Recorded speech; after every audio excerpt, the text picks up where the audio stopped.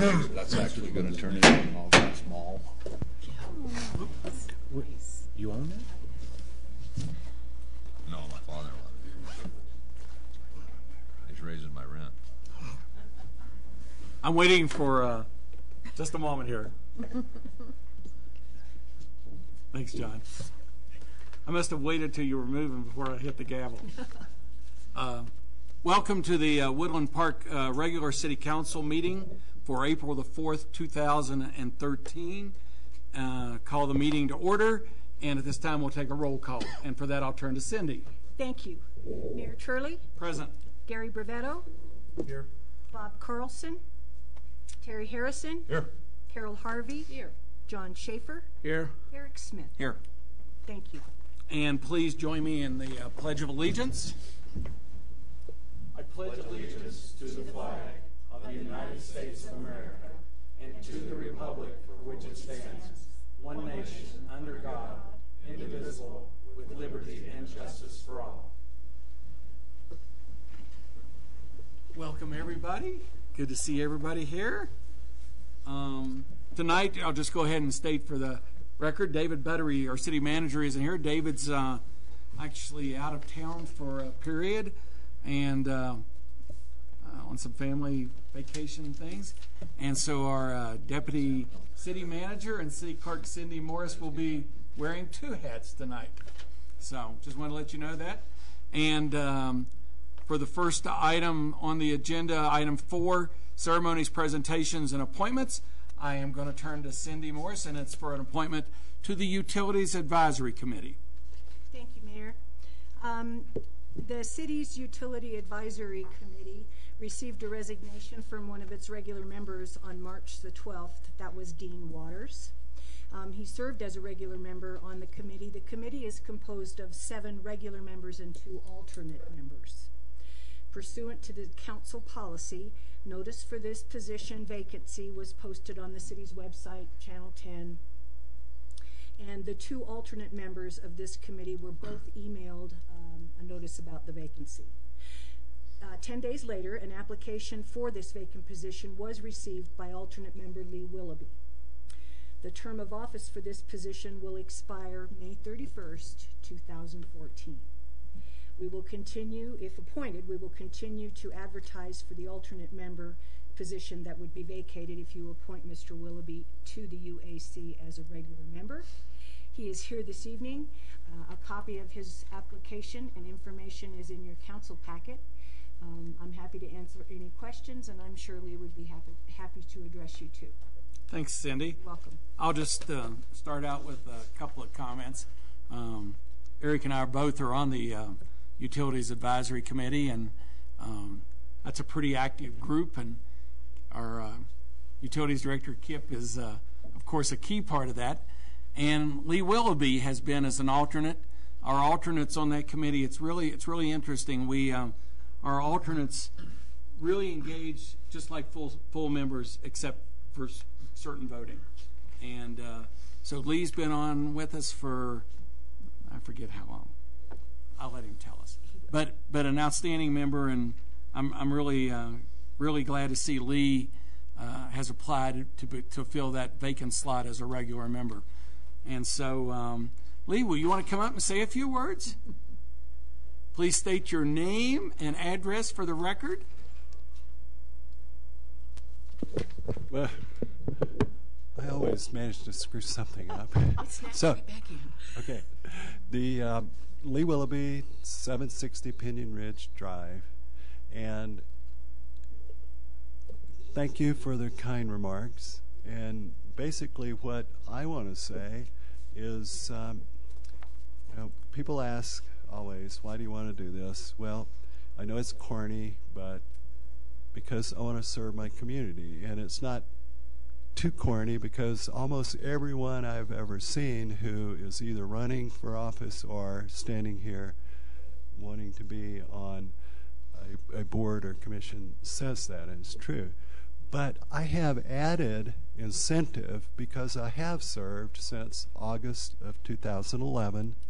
I have had the pleasure of working with then going into retirement, Jim Schultz with the able assistant, Barb Larson, and now Kip and you two, the other members of that committee, and it's one of the more, fun isn't exactly the right word, but it is a pleasure when you can sit down at the table with people who are basically there to try to solve problems, work together, come up with the best suggestions for this council, for the community. And so I hope you'll elect me to this. Okay. Any questions? And water is pretty important stuff. It's pretty important. Council, any comments, questions for Lee? In terms of comments, I can do nothing but endorse Lee for this position.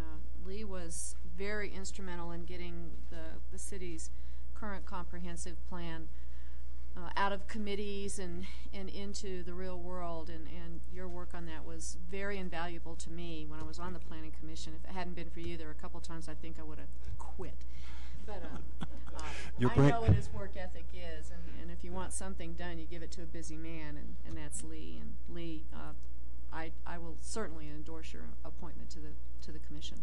Thank you. And I had a flashback to a couple of those meetings. If you'll accept what Carol said as a motion, I'll second. Motion? So moved. Second. Have a motion and second. Any further discussion?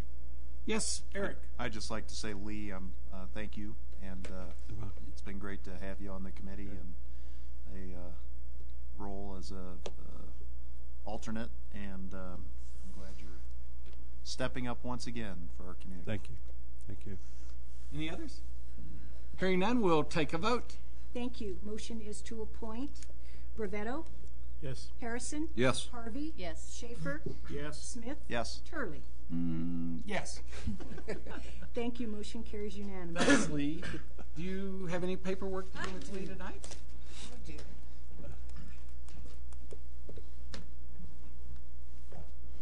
haven't done this before. So, raise your right hand and repeat after me. I, Lee Willoughby, do solemnly swear that I will support the Constitution of the United States I will support the Constitution of the United States and of the State of Colorado, and of the State of Colorado, the Charter and ordinances the Charter and ordinances of the City of Woodland Park, of the City of Woodland Park, and that I will faithfully perform and that I will faithfully perform the duties of the office the duties of the office of regular member of the Utilities Advisory Committee, of the Utilities Advisory Committee, upon which I'm about to enter. upon which I'm about to enter. All right. Congratulations. Need a couple signatures. Right there. Golf clap there.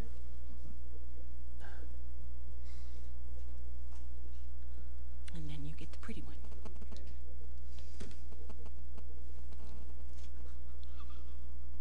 Thanks so much for agreeing to serve. Okay? Thank you. See ya. All right. Oh, wait, I think you might be getting a gift. That's one of our meetings. But if you don't, you can pretend like you don't. Is he loaded? Nicely. No, it's fancy. Yeah.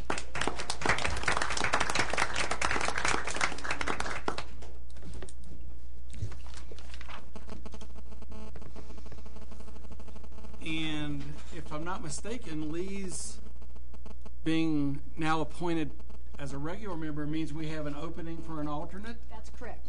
So if there's anyone out there who's interested in learning more about water in our community, it's just so important, especially in this neck of the woods in the western United States. It is a great opportunity to learn more. So please consider applying to be an alternate member and being very active on our committee. And I'd just add that you do not have to be a citizen or a resident, I should say, of Woodland Park to be on the committee. In fact, we've had over the years a number of folks, I think, that lived outside the city limits on the committee. So, Thank you. Thanks, Lee. And we'll move on to item 5, additions, deletions, or corrections to the agenda. I do not believe we have any. That's correct. And we do have a consent calendar. And for that, we have 3 items. And for that, I'm going to turn to Cindy Morris. Thank you. The first item is the approval of the March 21st regular meeting minutes. And then we have 2 applications for renewal of liquor licenses. The first one is for the Diamond Shamrock, which is a 3.2% beer off-premise license, meaning you can buy it there, but you can't consume it there. You have to take it away and consume it. And then the Eagle Fire Lodge has a tavern license for beer and wine that they serve for their guests. Both licenses are eligible for renewal, having no violations in the previous licensing period. What questions may I answer? Any questions from council? Make a motion to approve the consent calendar. Second. I have a motion and a second to approve the consent calendar as presented. Any further discussion? Hearing none, we'll take a vote. Harrison? Yes. Harvey? Yes. Schaefer? Yes. Smith? Yes. Turley? Yes. Rivetto? Yes. Thank you. Motion carries unanimously. And we have no unfinished business. We have no ordinance on initial posting. And we have no public hearings tonight. But we do have some new business. And for, I believe, the first 2 items, and we'll take item A first, we'll be turning to Sally Riley, Director of our Planning Department. Thank you, Mayor Turley, council members. Good evening. And if I may, I would like to explain both of these items, 10A and 10B, together, as they are related to one another. And this is for the consideration of a resolution for substantial compliance of Southwest Valley annexation. On March 15th, the clerk received an annexation petition from Carl Hirschbeck and Donald and Beth McCarl. That annexation petition was filed on behalf of Jay Baker, the owner of Teller County Waste, who has a contract to purchase the subject property should the annexation be approved. Mr. Baker currently utilizes the site, which is shown in this aerial and outlined in yellow, for the storage and maintenance of his trucks that are associated with Teller County Waste. This annexation is contiguous to the city as a result of property that is just slightly to the northwest of the subject property and across Highway 24. This property in the city is known as the Skyline South annexation, and that was annexed in 1989. It creates contiguity on a border of approximately 147 feet. And I will be explaining the sequence, why this is done in 2 phases as opposed to all at once. But first, when we receive an annexation petition, we review the petition for completeness. We check the documentation for ownership, which we did receive a title commitment from both parties of ownership. The annexation map and legal description were properly created and submitted. And then we do an initial review of eligibility for the annexation. There are 4 points that we look at in terms of eligibility. The first is the contiguity, requiring 1/6 of the boundary being contiguous. And the first plat or annexation map shows the contiguity that comes across Highway 24 and bounds the property on parcel 1 and parcel 3 in order to allow for that to be contiguous and annexed and qualifies for annexation. The second plat annexes the balance of the property, which are noted in blue and are shown here as Parcel 3, Parcel A, and Parcel B. The McCarls own Parcels 1, 2, and 3. Mr. Hirschbeck owns Parcel A and B. So that is the reason for the sequence or two parts to this annexation in order to meet that 1/6 contiguity. Next, we ask the question whether there is a community of interest on face value, and Mr.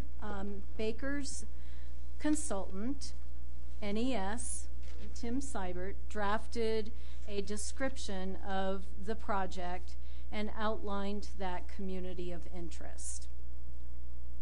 Third, we ask whether the area can be or will be able to be urbanized, and that specifically asks whether it can be served with water and sewer and can be served with those services or infrastructure. And currently there is an existing water line and sewer line in County Road 231.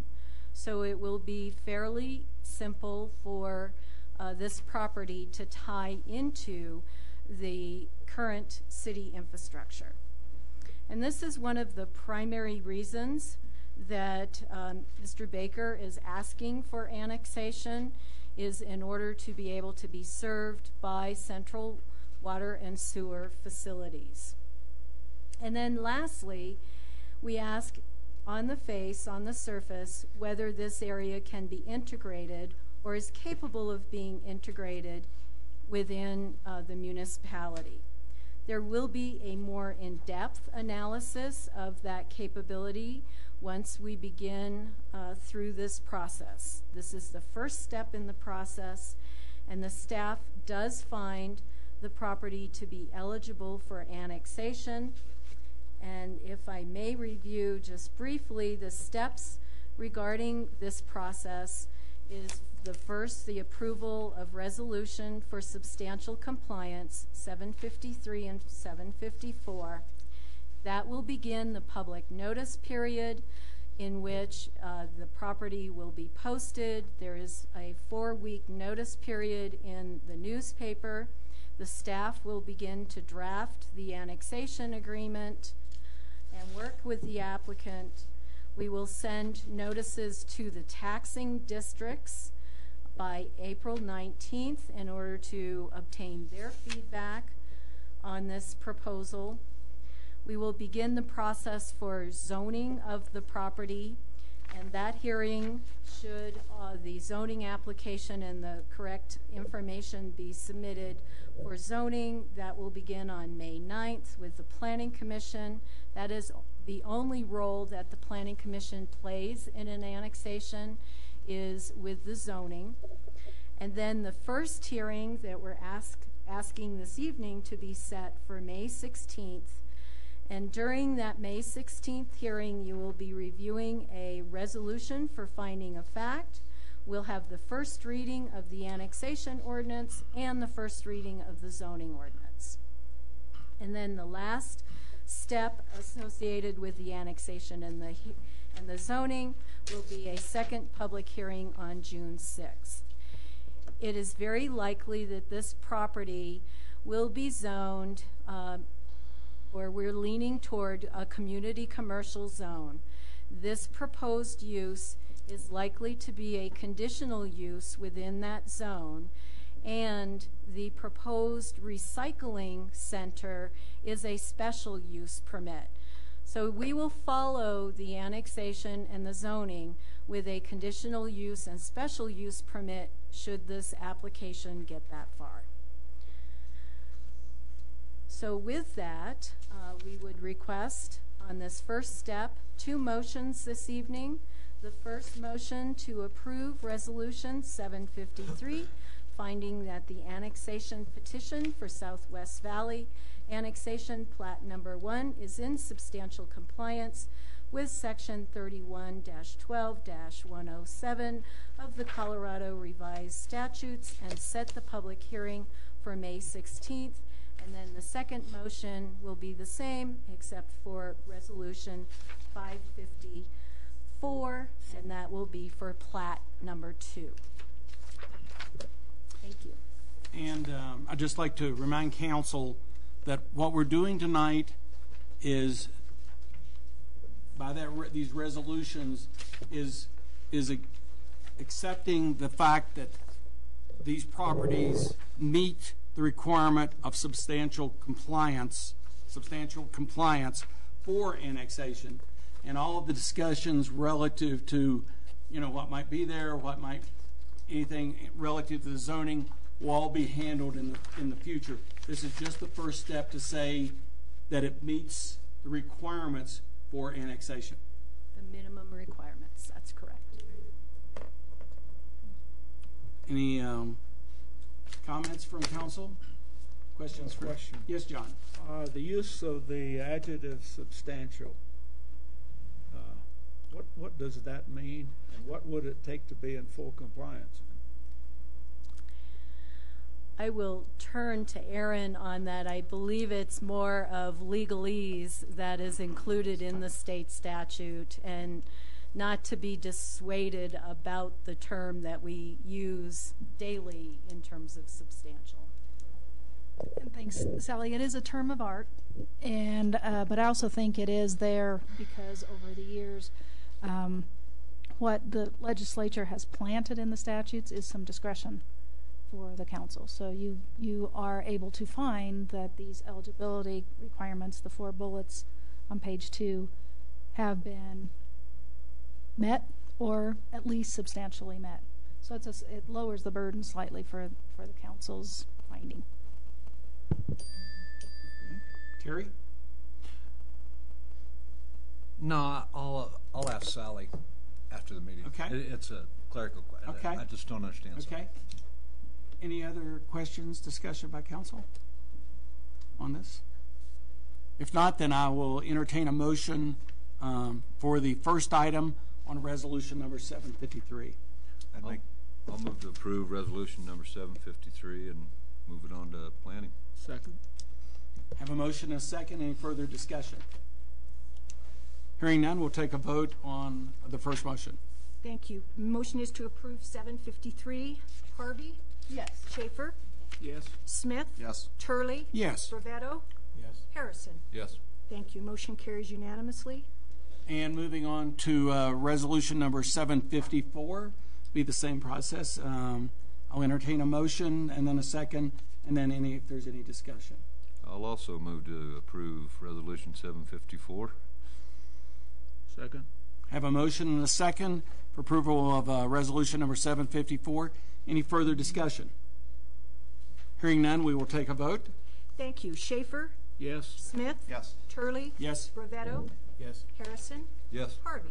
Yes. Thank you. Motion carries unanimously. And I will just remind the public that, this is just the first step that we have to take, and that there will be an opportunity for the community and anyone, if there's any issues, is work through both with the Planning Commission and the council with the public hearings. So thank you very much. Thanks, Sally. Thank you. And we'll move on to item number 10C, resolution number 755, concerning a couple of multifamily taps. And for that, I'll turn to our Utilities Director, Kip Wiley. Thank you, Mayor. Good evening, Council. Resolution 755, if approved, would allocate 2 multifamily taps to a multifamily project that I will describe to you. First, I'll just go over the request, then some of the project or site background, the conditions of approval, and staff's recommendation, and then answer any questions. The request came from a Mr. Eric Hemingway. This request was for 2 multifamily taps to serve a duplex or two multifamily dwelling units. The location is 1314 and 1316 Longs Point. That is over by the golf course, just east of the 8th Fairway, and the subdivision Sundance at Shining Mountain. just north of Woodland Valley Drive. Some of the background, this is a 8.01 acre site. In May 15th, 2008, Council approved an allotment of 29 multifamily taps for the project. Currently, 8 of those units have been developed, and on May 15th, 2012, 4 years later, the remaining 21 taps were expired and returned back to the multifamily bank.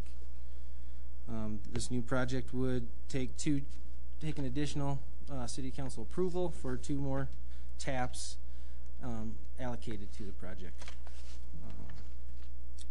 Conditions of approval, per section 1327.050, City Council approves multifamily taps on a project by project basis. There is a $200 fee per dwelling unit. There is also if no progress is made on those taps in 2 years, they can file for an extension for another 2 years after that with an additional $200 a dwelling unit. If no progress is made from then, they are then forfeited again back to the multifamily bank. Staff's recommendation to approve Resolution 755. This project can be served by both water and wastewater systems, city systems. If approved, it would take the 79 multifamily taps from the bank and reduce that number to 77. And our recommendation is to approve 2 multifamily taps for this project. Any questions? Any questions for Kip? Yes, Terry. Kip, this isn't for the 2 units that John's finishing up over there now. This is for 2 additional more units coming on? Correct. And then I think there's room enough to build 1 or 2 more coming and that whole site, if they construct these 2, that'll be a total of 10, and that was approved for 29, so there'd be 19 units left. Okay. Any other questions? Yes, John. Yeah. There is a table in the documentation you gave us, refers to Resolution 380, adopted on August 7th of 97. 12 criteria. One of those addresses affordable housing, and it appears that wasn't considered. Is that the case? I believe these units are selling for approximately $350,000 and below. In my opinion, that's not affordable housing, so that's why no would be checked in the affordable housing criteria. Was that discussed at all by city staff back in those days? My question is, why wasn't it considered, or why wasn't it a requirement? Can I comment on that? I don't want to get too sidetracked. When somebody comes and wants to build something, they can build things that aren't affordable housing. I know.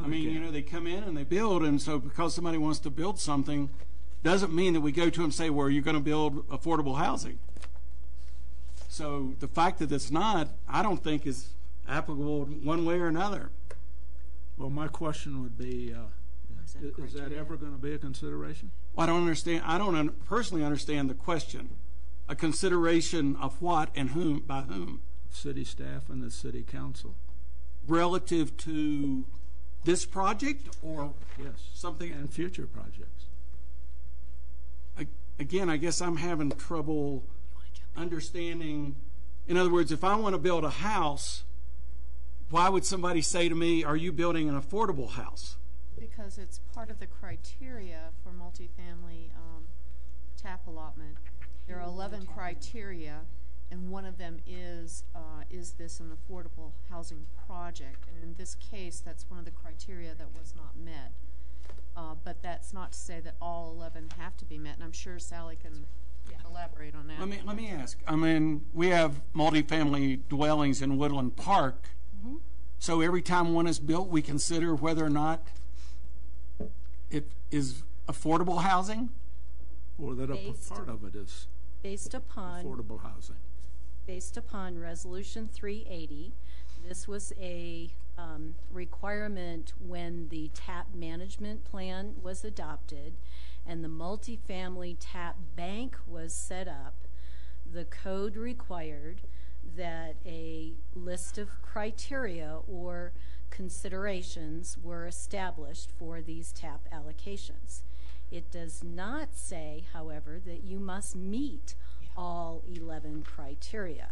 It says that this is just a way to evaluate whether these TAPs are appropriate to be allocated for the particular project on a case-by-case basis. Okay, got it. I would assume as we neared the maximum number of multifamily TAPs that are in the bank right now, which will be 77 if we pass this resolution, we would start to look at those 11 criteria with a little more scrutiny. But again, those 11 criteria do not say we must meet them all. That's correct. And in fact, when this was initially approved by council previously, but after 1997, that they were going to build 29 units. Is that correct? Yes. What was the number of units that were originally planned for the site? 29, yes, correct. 29. Yep. That the council would have at that time had a discussion as to whether or not any of those would be affordable housing.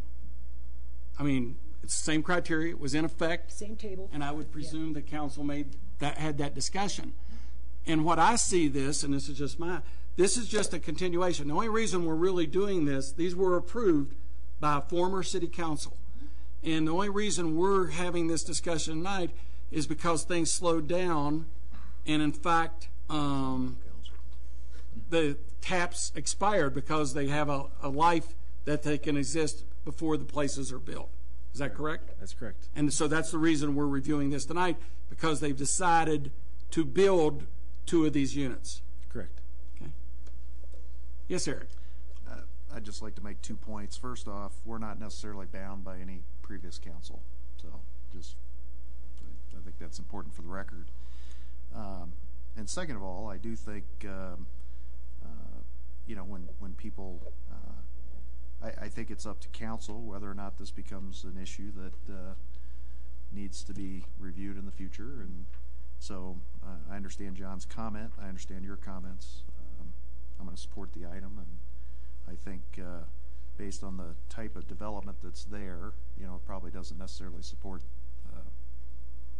maybe what we consider affordable housing. So, but I think those are 2 important points that I want to make. Do we have a dollar figure on what you guys are considering affordable housing?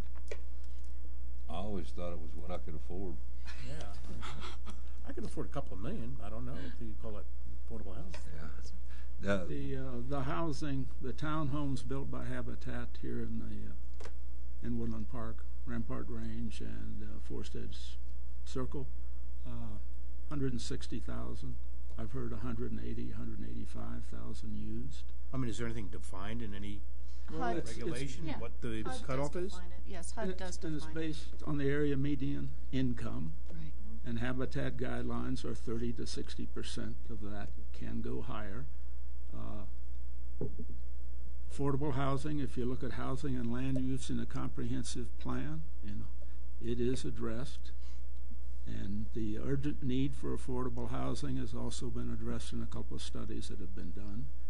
And my question simply is, are we going to get serious about this at some point? Well, we have a proposal here to approve these units that have already been designed, already been laid out. I think your point is very valid about your consideration of affordable housing. And even though it's listed here, I personally don't think it's a part of this decision-making process for these items. However, I think your point in wanting to go relative to affordable housing, for example, if we're considering multifamily TAPs for additional Habitat units, if Habitat for Humanity comes forward and is trying to build, to me it's always about who comes forth and is willing to spend their money to do something and build it, rather than us forcing someone, a developer, to build something. I understand that, and I'm not arguing about it with respect to this project, but I am trying to make the point that at some date in the near-term future, I hope, we're going to get serious about this, and we will make it a requirement of a given project. Because so many of those units have to be affordable housing.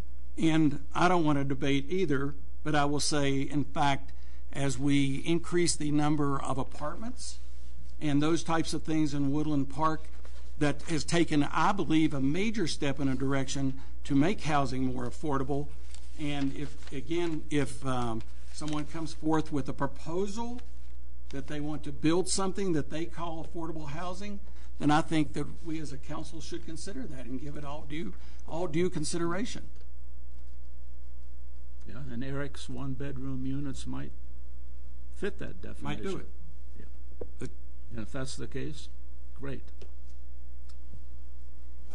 So, I'd like to make a motion to approve resolution number 755. Second. I have a motion and a second to approve resolution number 755. And any further discussion from council? Hearing none, we will take a vote. Thank you. Smith? Yes. Turley? Yes. Brovetto? Yes. Harrison? Yes. Harvey? Yes. Schaefer? Yes. Thank you. Motion carries unanimously. Thanks, Kip. Thanks, council. We have no one signed up for any comment tonight. Anyone have anything that they'd like to bring before council tonight?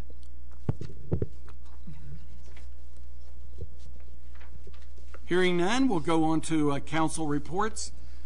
And I have a couple of items. Surprise, surprise. Actually, very good news. We received several thank yous from organizations in the community from the community investment funding.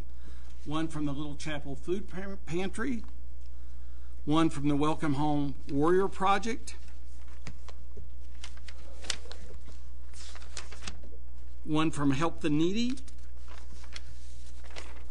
and then I'd like to make a comment about, we received a letter from someone whose request we did not fund. And it's really interesting. I think it's from CASA, and this letter thanks us for their consideration, and that they understand that there's many organizations that need assistance, and they appreciated the time and attention by the committee that did that, and they just wanted to thank us for that. So I thought that was very nice that they took the time to do that, and it's greatly appreciated. Also, we have some upcoming events. Tuesday, April the 9th, Woodland Park Youth Job Fair, and for kids that are looking for work, young people looking for work, that'll be at the Cultural Center on from 1 to 5 p.m., and this is for youth in the 16 to 21 age. Also on Thursday, April the 11th, will be the Chamber Business Expo, and that is a great event if you haven't been there. That runs from 5 to 7 p.m. at the Youth Pass Cultural Center. It's free. Come and meet 38 local businesses, and it's just a great opportunity to see some of the things going on in the community. And then on April the 13th, from 10 to 2 p.m. at the Woodland Park Middle School parking lot is an electronics recycling event. And we're getting near Earth Week, and they're getting very busy over there. So if you've got electronics that you'd like to get recycled, you can bring those over.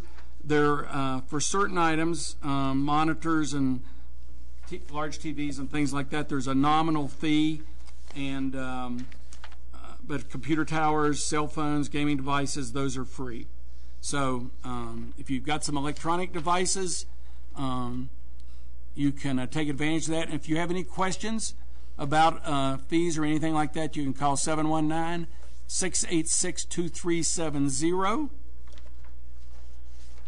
And then on Tuesday, April the 16th, will be the Chamber Business After Hours from 5:37, and it's out at just a great place, a little bit out of town, El Tesoro de Los Angeles Retreat Center.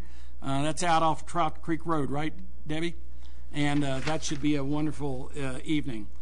I have one other comment to make.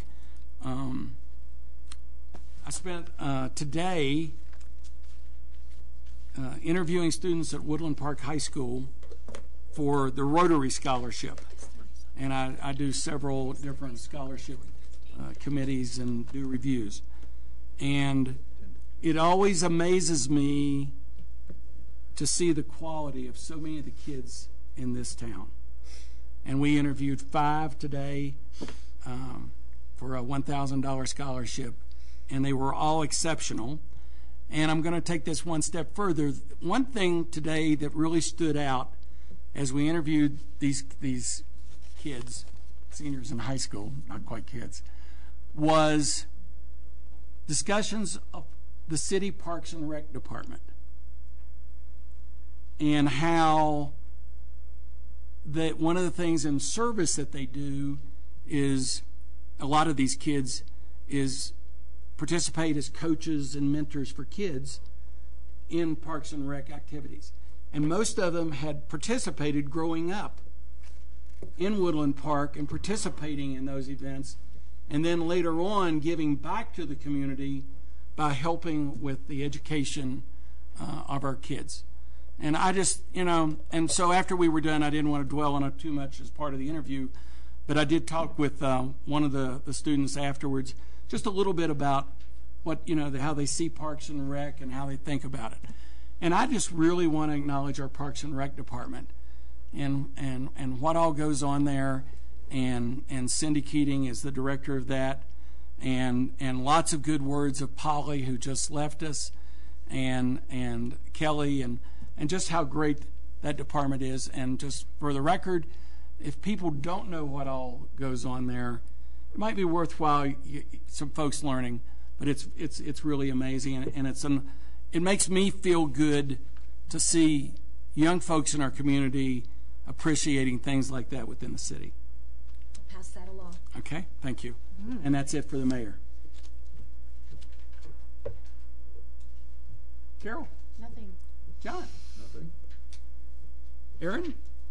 I have no report, Your Honor, but I do have a short memorandum to distribute to council after the meeting. Okay, thank you. Aaron, are you going to report back to the council on the implications of new gun legislation? That's in the mail. Okay, thank you. Thank you. Cindy, anything from staff? No, sir. Hearing and having nothing else on the agenda,